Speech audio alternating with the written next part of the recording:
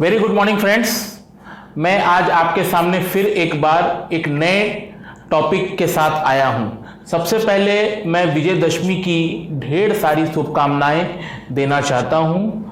विजयदशमी का पर्व जैसा कि हम लोग जानते हैं बुराई पर अच्छाई की जीत है, तो मैं यही ईश्वर से कामना करूंगा कि सारे देशवासियों को उनका जो लाइफ में जो वो अचीव करना चाहते हैं वो उनको प्राप्त हो।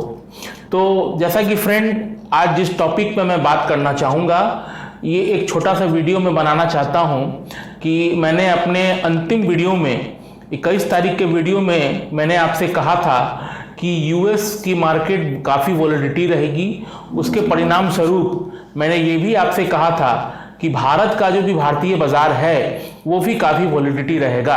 तो आप लोगों ने देखा कि लास्ट मंथ के लास्ट वीक में जो इवेंट हुए, बड़े बड़े इवेंट हुए, उसमें भारतीय बाजार भी काफ़ी वॉलेटिलिटी रहा, यूएस मार्केट भी काफ़ी वॉलेटिलिटी रहा, जिसके परिणाम स्वरूप हम लोगों ने देखा कि यूएस जो है वो डाउ जो है वो 10% के आसपास गिर गया, नैस्डैक जो है वो 15% के आसपास गिर गया और S&P 500 में काफ़ी गिरावट हुई। ये जो गिरावट है वो अक्टूबर 2020 के लेवल पे आ गया था, बट अक्टूबर फर्स्ट वीक से बाजार में एक रिबाउंड आया है।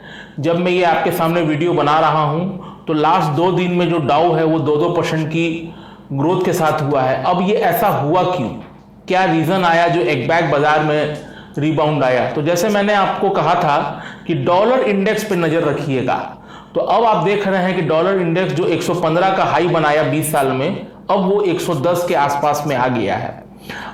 मैंने भी आपसे ये भी कहा था कि आप वहाँ का जो डेटा है, वहाँ का जो इन्फ्लेशन का डेटा है, वहाँ जो मैन्युफैक्चरिंग का डेटा है, वहाँ जो हाउसिंग का डेटा है, उस पर देखना है। तो जैसा कि हम लोग जानते हैं कि अभी जो वहाँ पर हाउसिंग का जो डेटा आया है वो डेटा अनुमान से कमज़ोर आया है। इसका मतलब जो फेड पिछले 4-5 बार से इंटरेस्ट रेट बढ़ा रहा था उसका असर अब बाज़ार में दिखने लगा है।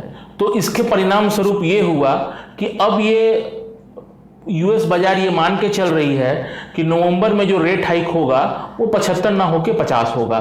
तो लेट्स क्रॉस द फिंगर, अब आने वाले समय में क्या होता है। बट जहाँ तक भारतीय बाजार की बात है तो मैं आपको ये बता दूं कि पिछले 3 महीना में अगर डाउ 10% गिरा है तो हम लोग पिछले 3 महीना में +3% पर हैं और भारतीय बाजार काफ़ी स्ट्रांग है। जैसा कि मैंने पहले ही कहा था, भारत के कुछ ग्रोथ स्टोरी है जो मैं एक विस्तृत वीडियो इस पर बनाऊंगा। मैं आपको बताऊंगा कि आखिर ऐसा क्या कारण है कि रुपया हमारा गिरा है ज़रूर बट वो कम गिरा है। ऐसा क्या कारण है कि इन्फ्लेशन जो है, जहां ऑल ओवर वर्ल्ड में इन्फ्लेशन कहीं कहीं डबल डिजिट पर है, पूरे यूरोप में, पूरे यूके में, पूरे यूएस में जहां इन्फ्लेशन एक बहुत बड़ा मुद्दा है, हमारे यहाँ इन्फ्लेशन आज के डेट में 6.7 और 7 के आसपास है। ऐसा क्या कारण है? हमारे यहाँ ऐसा क्या कारण हो गया कि जो 10 साल में जो ऑटोज के नंबर आए हैं सितंबर में, which is one of the highest number from the last 10 year, ऐसा क्या है? ऐसा रूरल डिमांड में क्यों ऐसा हो गया? ऐसा क्या कारण है जो पिछले 10 सालों में रियल एस्टेट का जो नंबर आ रहा है वो ऐसा अच्छा क्यों आ रहा है?